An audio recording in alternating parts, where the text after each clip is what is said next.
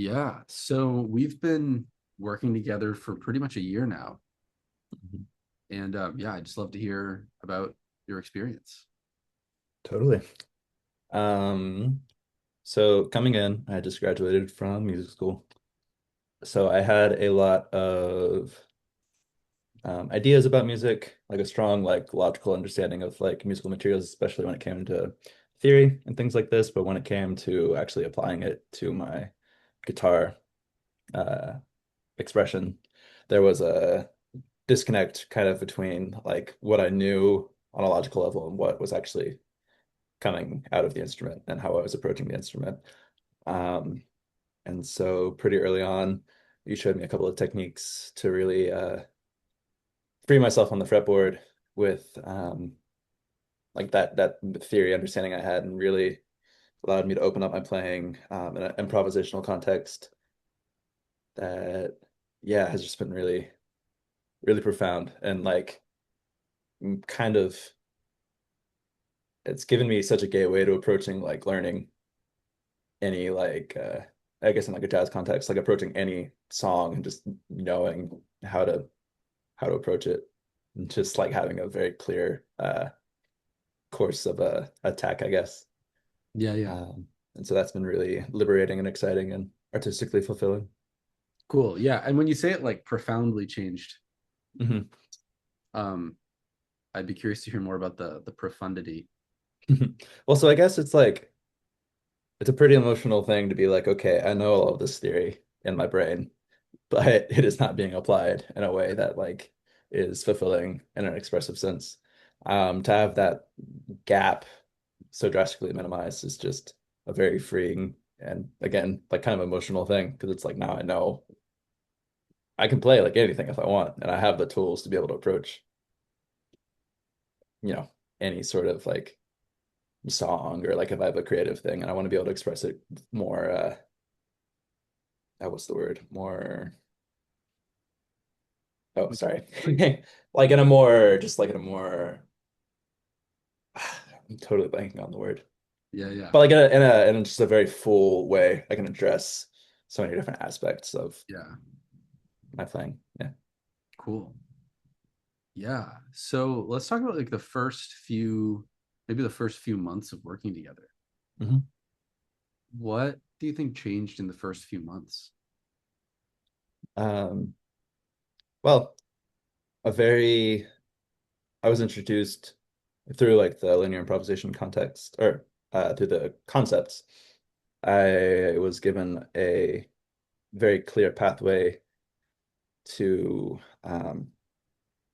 I mean, improvise at a level that I hadn't been able to before, really, and in a very like practical context, not in a like purely like practice context. So like I had a jazz gig pretty early on when we first started working together, and the music was complex, and I didn't really have a plan to Yeah. play it at the level I wanted to play. And so using the linear improvisation ideas, um, I managed to like make the songs my own, or at least make them play them at the best level I possibly could at that time. Totally. Whereas if I didn't have those concepts, I would have really struggled, and it would have been a lot of like blind intuition instead of like practical wisdom, I suppose. Yeah. Um, yeah, and I was working on songs at the time. I put out a couple singles in those first few months, and yeah, you gave me a lot of ideas just about the pure like uh, creative process, like an approach to creativity. Um, just mindsets and approaches that were just very insightful, very helpful. I think I've really shaped my approach. I can go more into depth about that if you want, or Yeah, yeah. Yeah, yeah, let's totally well, let's talk about that. And then also just one more thing on the gig that you had when we first started playing together. Something yeah. that came up was that you were playing like in like a jazz context. And you would also you went to music school for classical composition. You were playing guitar throughout, you were playing in bands, you had done some jazz stuff, you studied with the jazz guitar professor like at the school that you Mhm. were at. And there were a lot of things that felt like even though you were in these institutional contexts, there were things that weren't quite clicking, which is something that Mhm. I can relate to because like finding a good jazz guitar teacher is like really hard. Like there are a lot of I don't know. Yeah, I had to, as we talked about, I had to piece together information from a lot of different people and from a lot of different people who weren't guitar teachers or jazz musicians at all. Totally. And even just the idea of when you play over a 251, Mhm.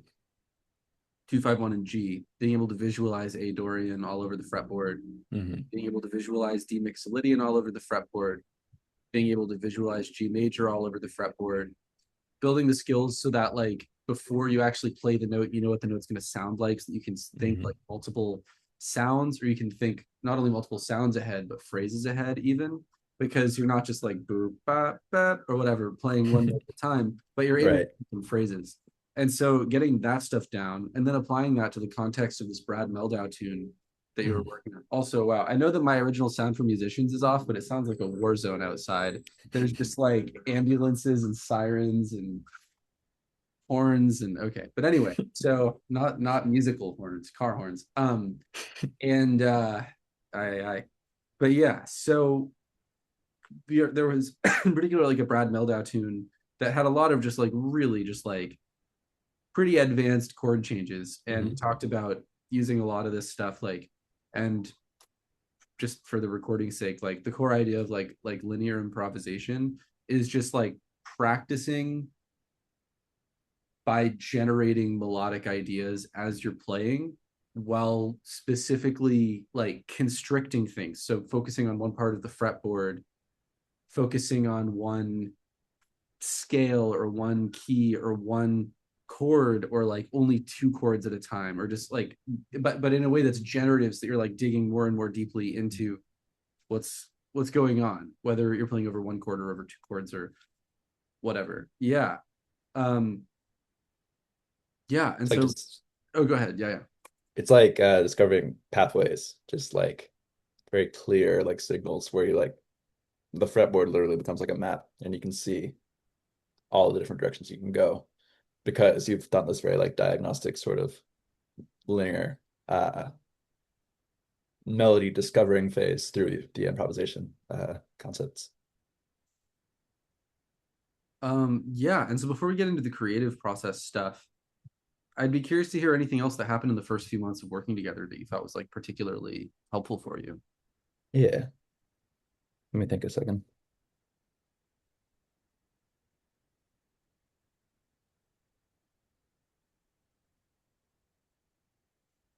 I mean, we covered a lot of ground between like I mean the application of linear improvisation stuff really was just like it was like a I'm blanking on words today, sorry. But it was like very much like a moment where just a lot of things fell into place. Because again, like I said, I had all these like disparate ideas, but I didn't know how to like coagulate them and apply them in a singular like expressive voice, I suppose. Yeah. Um, and so just we were focusing on that tune Solar, Hmm. um, and for a very long time, and it just like it just so much ground was covered. I mean, because it's like okay, let's say we're gonna do like three chords. We're going to focus on improvising those three chords using the linear approach. Um, the like playing it very slowly and say we're playing like only quarter notes, Yeah. like 60 beats per minute. Um, you're doing that for like an hour, I don't know, in one position, and like finding all of those pathways and then starting to speed it up over time. Um, seeing how the slow work shows up in different ways at higher speeds and just the development of just like a very strong understanding of like directionality and I think we called it a hypersensitivity to pitch or something like that. Just like really having a clear idea of where it can go and like tensions that you can lean into and like how to resolve things and just like it was emotionally profound as I mentioned earlier. Um, and that like again the really cool thing is like I can apply this to anything and like I have an effective approach thanks to what you've taught. Yeah. Cool. Yeah, and one of the cool things about the, well, okay, actually, before I say that, because we're talking about Solar Hmm. and we spent a long time on it. Right. something that comes up when people are trying to learn jazz tunes specifically, and I'll also say for the recording's sake, not everything that one needs to is jazz. And we both have creative practices that are not necessarily jazz centric, but it's a very helpful way to learn a lot about music. Um, but so many people, when they want to like learn jazz, are like, I'm going to learn 20 tunes this week. And maybe there are situations where that's really called for because there's like a gig or something. But the core idea, both with how we worked together and with most of the guitar things that are already kind of recorded and already structured and create interesting music, it's like less about learning a ton of things and much more about like going deeper and deeper and deeper into just a few things. Because once you really, really deeply understand like just a handful of things, I'm being vague about what things are, but I can try to get more specific in a second. But it's like by doing all of that, you learn about how to move through all these layers of awareness with another thing. So if we're talking about working on the tune Solar, we started off with, I think it was a 2-5-1 to D flat. Mm. And we just kept like digging in all kinds of different ways. And it goes so far beyond like chord scale, whatever. And I was looking back at some of the stuff that I was writing on the Substack from like a year ago, and it's like way further than scale patterns, like do do do do do do do do do do, like whatever. Like that's not, yeah. Like I mean that maybe can play a role like early on is like just getting comfortable with like knowing the scales, but it's like just all like building all these levels of awareness. Then once you can do it with 1-2-5-1, or once you can do it over, a chord, then it's way easier to learn to do it over another chord because you're not Totally. like getting this deep with a bunch of things and then wondering what's missing because you don't know about all of this. It's like you go down to here and then you're like, oh, in order to go down like to here with this other chord or something or this other chord progression, I know what that is now. Totally. Yeah, so I guess that's just me trying to articulate the learning process. Yeah, no, absolutely. Yeah. Like we didn't start at the beginning of the tune. We started with that 2-5-1 to D flat. And most of those progressions in the song are like short, like 2 beats per chord. Mm-hmm. And we focused on a long 2-5, which is like a measure of each chord, right? Yeah. And so like especially by like even broadening the scope even more and just like really, really digging um by like taking all the time to like really flesh out an idea over one chord, one measure, one chord, one measure, one chord, one measure, like applying that to the faster setting, like the fast 2-5s, just like it just came naturally because we had developed such a strong sense of like motion and resolution with the large scale version of it. Um, so I think that's a very practical example of how like digging at this level um, really like expedites the process of like doing it again at a different like level of or like just like a different approach. Like you have all the experience of knowing how you got here so that you can do that work at just like such a faster level once you have such a deep familiarity with it at like on a broader scale. Yeah, and maybe something really specific about that, like a 2-5-1 where you have one measure per chord and then two bars of the last chord, Mhm. versus the 2-5-1 where it's 2 beats of two, 2 beats of five, one measure of one. Mhm. If we're thinking in eighth notes, if you have one measure on the two, one measure on the five, then you have 8 notes per chord. If you're just playing a steady stream of eighth notes, and so you learn about how all the different pitches that you can work with will create a sense of motion that's going to push us into the next chord, Mhm. which is also maybe an issue with chord scale thinking. It's just all the notes are equally important, and then you miss that can miss the whole point, which is that all these Right. chords are moving. We're like pushing voices, like into the next chord. So you do a ton of like you spend a lot of time just playing these 8 notes per chord, and then when the pace doubles and you have 4 notes per chord, you just have so much more information about which notes to use if you have a Yeah. limited time frame, and like which pitches are more like flavorful, or they're there if you have a longer stretch of time and you want to create more contrast like within one harmonic space or like one chord. So Mhm. this is maybe getting really into the weeds, but it's cool to reflect on it after Yeah. a year of working together. Um, is there anything else that we should talk about with solar? Um, I think that's Cool. probably good. Yeah, yeah. Okay, cool. And so then we talked about how writing process stuff changed for you pretty Mhm. early on. Yeah, I'm curious to hear about how you feel like your writing process changed from when we started working together to, like, let's say 4 or 5 months in. Totally. So, when we first started working together, I was in a band, and so most of my like songwriting, like outside of the classical world, was in a band setting where uh there wasn't much like writing, like literal writing. There wasn't much like working in a software and just like we they're just like the level of like detail wasn't as intense as where I was heading when I was working with you because I kind of transitioned into this like solo Mhm. approach to like writing songs. And yeah, so that was pretty new to me. I'm working in software, like I work in Ableton. Yep. And yeah, like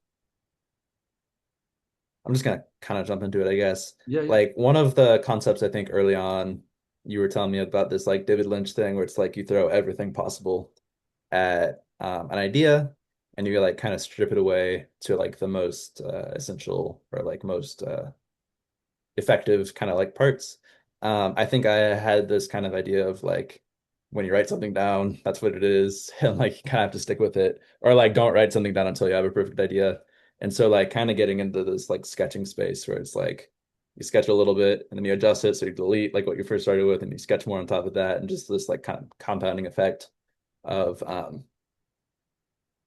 just like specificity of like aesthetic and specificity of timbre and um, like the arrangement and the mix and all this kind of stuff. It just like so like that was pretty important for me, I think, pretty early on.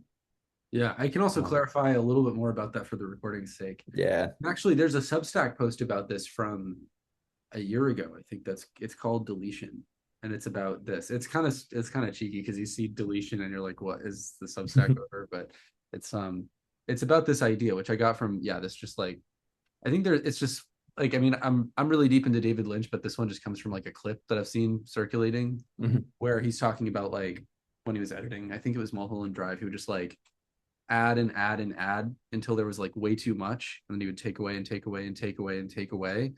But the things that you're adding, it's like if you start with thing A and then you add so much stuff that it becomes a thing, we'll call it AB. There's the old stuff A, and then there's a bunch of new stuff B, and then you strip away like 75% of A, and you have mostly the new stuff, but with a little bit of the old stuff. It's like every time that you go through that process, you go deeper and deeper into the world of what the thing is that you're making.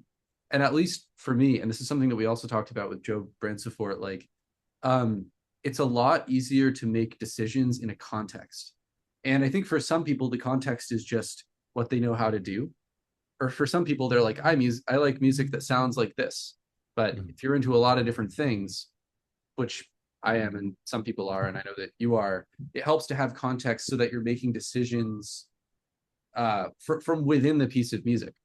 And so the context is like the decisions that you've made so far and all the sounds that are already in play and how you feel about those sounds and stuff like that. And so it's just a way of going deeper and deeper into a world which allows us to create interesting music without necessarily needing to write um there's music that like people think sounds like music school music or like Berkeley music that's Mhm. just like jazz chords everywhere and everything is actually in an odd time signature, and it's also kind of maybe pop, and it's just like it's interesting because it's just like really, really, really complicated in Mhm. ways that it's easy to understand how it's complicated, and like that can be cool. It's not really what my output looks like as an artist at all.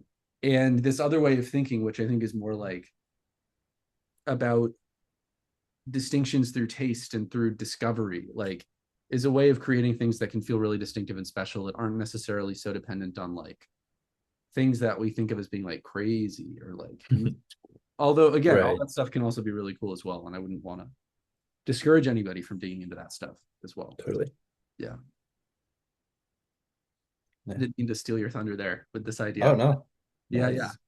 Thanks for the And clarification.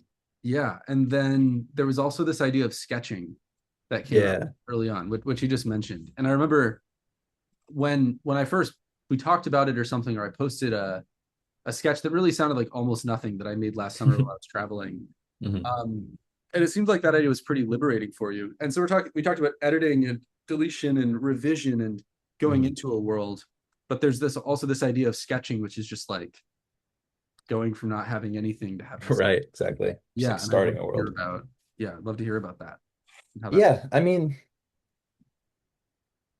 I don't really know how to talk about it at a high level, to be honest, but like I think just I have this mindset where I really want things to be as like perfect as I can be. So like I like really focus on one thing for a long time, and then it's like you start over again. It's like, oh man, how do I begin? And so just like this kind of just like an early morning, like simple sketch, um, turning that into practice. It's like a constant act of discovering, and also it like it kind of shows uh, like trends and how you might write all the time, and like it exposes tendencies and all these kind of things. And so it's just like it's like a constant act of creation.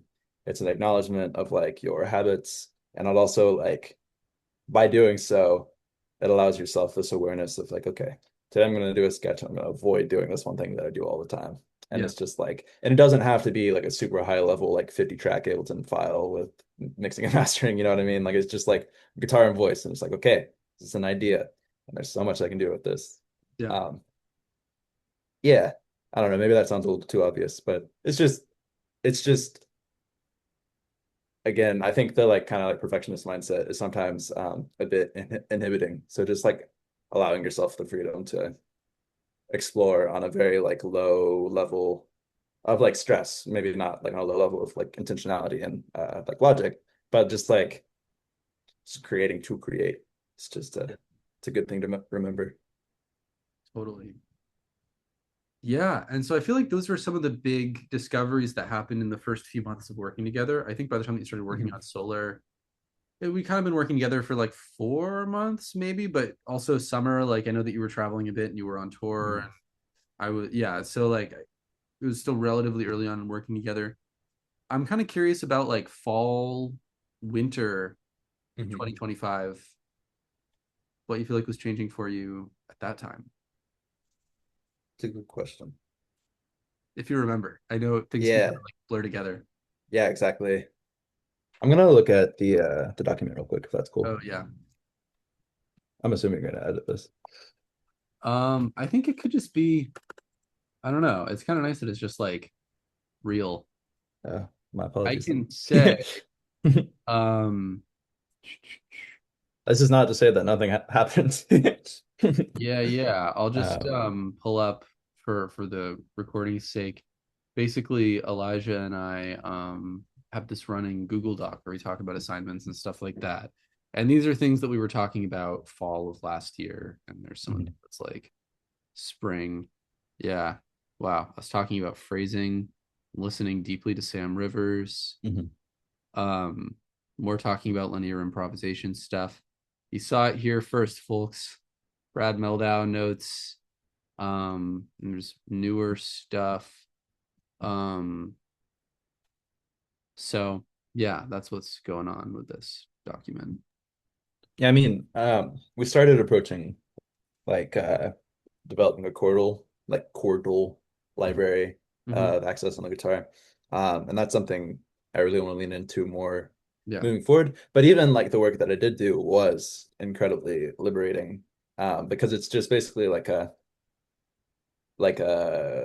and the it's applying a lot of the linear improvisation concepts, but like a multi-note level, like on a polyphonic level.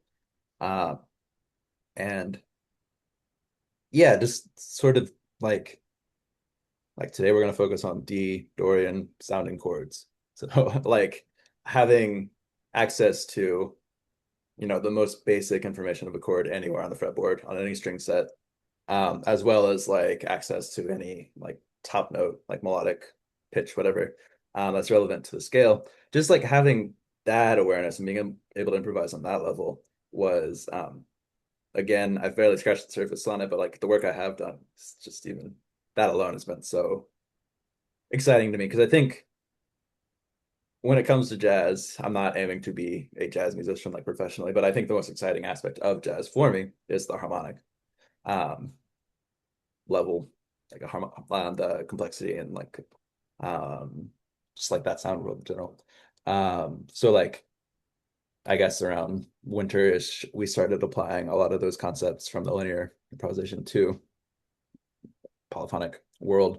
And I'm kind of rambling now, but so that was just a very cool thing to start exploring. Yeah. Cool. And then I guess like I know it's kind of funny to just be like, what about in these months? But like Hmm. kind of covered the first half of the year, and I feel like a lot of the big aha moments come up pretty quickly because Right. it's just like a ton of frameworks that were missing before. Hmm.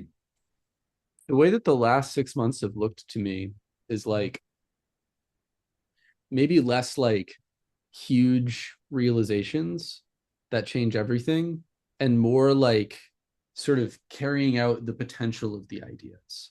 So it's like you get the stuff and then you keep applying it and you keep Yeah. applying it and it just keeps on deepening. Compounding. And Yeah. like, yeah. And at the beginning, it's like, okay, here's a deeper way to engage with a 251 or something. And then by the end, or not even by the end, but by the halfway point, it's like, okay, playing over all of Solar. And then from there, I mean, I know you're digging into stablemates. There's some transcribing that's going on. We've Hmm. had a lot of conversations around like aesthetic things. You're Hmm. working on a bunch of tracks, like you're working on singles. Hmm. Um, yeah, I'd be curious to hear. I mean, if there's anything that you feel like I missed about kind of what the last 6 months have looked like for you in terms of I music mean, development. Yeah. I think you put it very well. It's like early on, it is a lot of aha moments. Like you're missing, right? Like I was missing kind of like infrastructure to like apply all of this kind of like random knowledge I had floating around, in a way that was very practical. Yeah. And so, like you said, there was about a lot of aha moments early on, and then now it's just been a lot of just application, just pure, just, doing the work itself. Yeah. Um, and it's been very liberating, as mentioned earlier. Yeah. Um, yeah. Cool. And then one other thing that I'm thinking about here is like, as far as guest workshops go, one of the Mm, really rewarding things that happened to me was that we talked to Hannah Francis about her like the way that she rolls out records and like she's really yeah. kind of got a process figured out that allows her to like make super detailed music and like crank out like a record a year, Hmm. um which is amazing. And then Totally. she talked about how she works with like her horn player. Hmm. Um and you just like we're like, okay, cool, I'll do that. And you just like Yeah. and now that's Yeah. just like how you're making stuff. So or Totally. like that's the plan at least for the things that you're working on now. And Yeah. so yeah, I guess I'd be curious to hear about positive outcomes from guest workshops and stuff like that. Yeah, totally. Having access to like firsthand knowledge from musicians working at such high levels and such like consistently like high quality levels has been really, really great. And so like you were mentioning Hannah Francis's like collaboration process, it's like she's not recording a full band in the studio, but it sounds like it. And like it really is as simple as like reaching out to like a winds player she really admires and being like, can you please create some parts for this and send it to me by this deadline? I mean, like Daniel Rosen, she just like emailed him, was like, please play some guitar or whatever, you Sure. know. And like that's just so cool to me. I think a lot of us are maybe like a little too precious about things like that, where it's just like the product's good and you reach out to people that actually admire it, like why not ask them to work together? And so I just want to start applying that to my own practice with songwriting. For the last year or so, it's been very like solo, just me doing everything myself. Um, but tapping into a community of like real players that have their own tendencies and their own sound and their own personality, I think it's going to be really exciting. as I like lay the groundwork for the songs and then ask them to contribute their own uh yeah, their own personalities, their own like essence to them. It's just a really cool idea and I'm very excited about. Yeah. Okay. And then I guess we've got a couple other questions that are more like testimonial-y than like what we've done together. But I guess Mhm. otherwise, like, is there anything else that you feel compelled to say to a recording about what's about, good things that have come from working together, about being part of Create Interesting Music?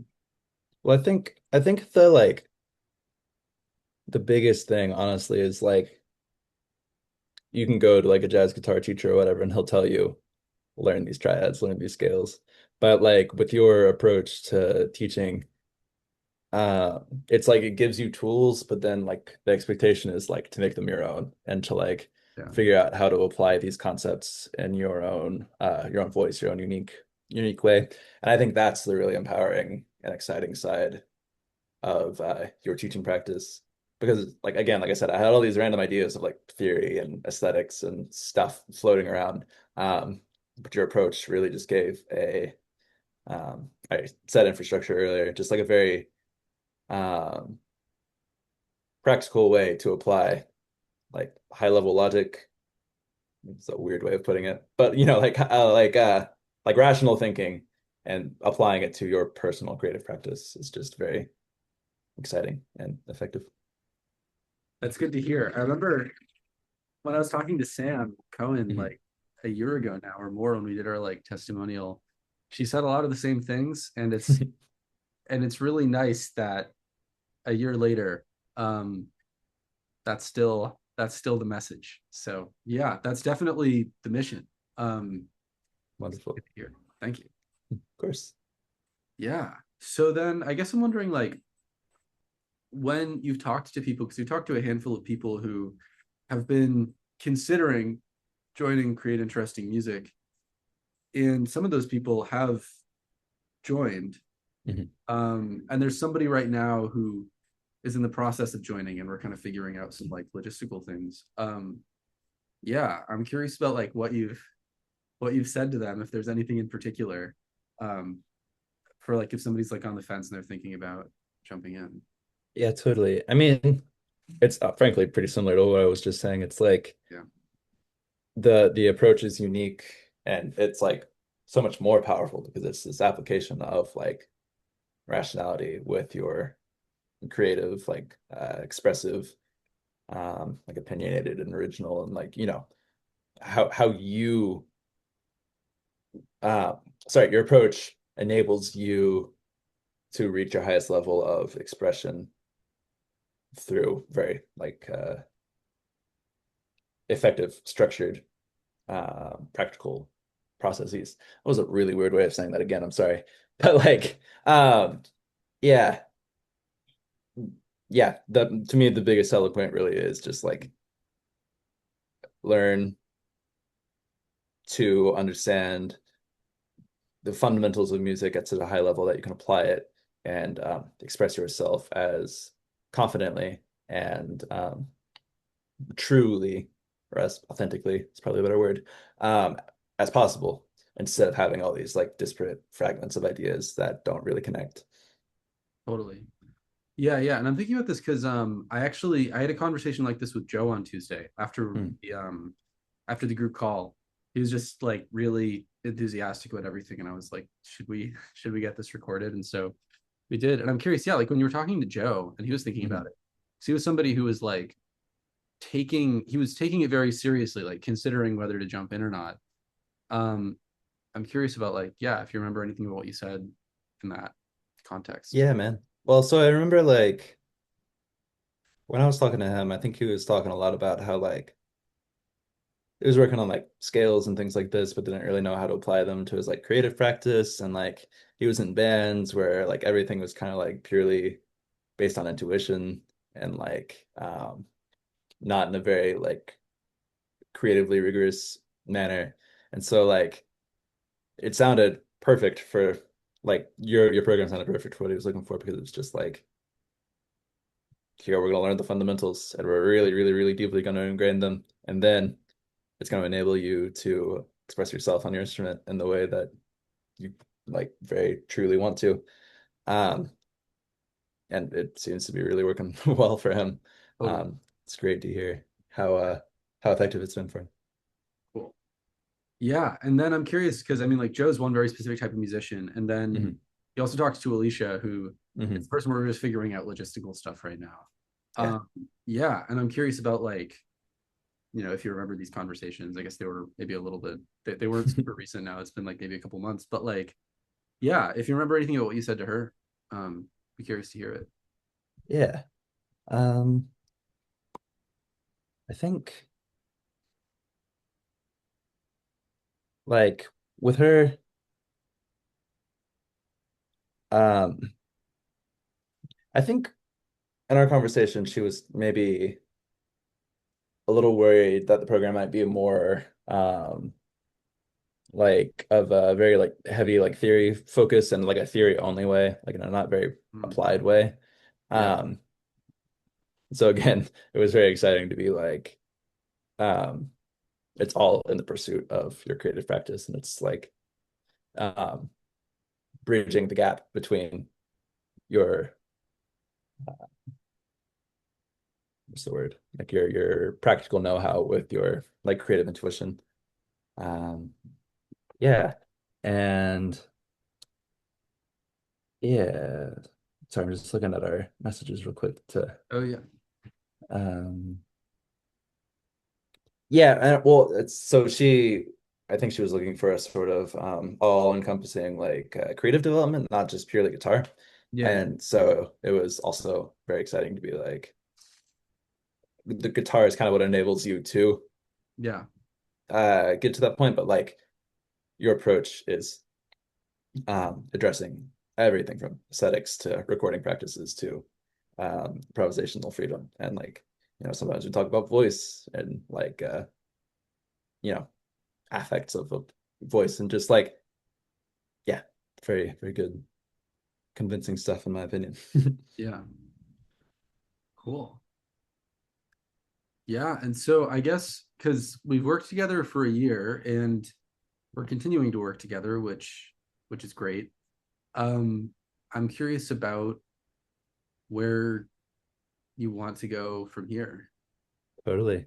So I think this last year has been kind of a lot of like for my personal journey, it's been a lot of like solo time practicing in my bedroom, writing songs. And I think now I really want to start digging into like a sense of community. I want to play guitar for others. I want to collaborate with others. I want to write collaboratively with everybody. And so just start really applying the stuff I've been working on like a very individual level, start applying it into a very public, like communicative, um, just yeah, just like start, not that I wasn't in the last year, but like really, really, really start like making music like in a public way in a very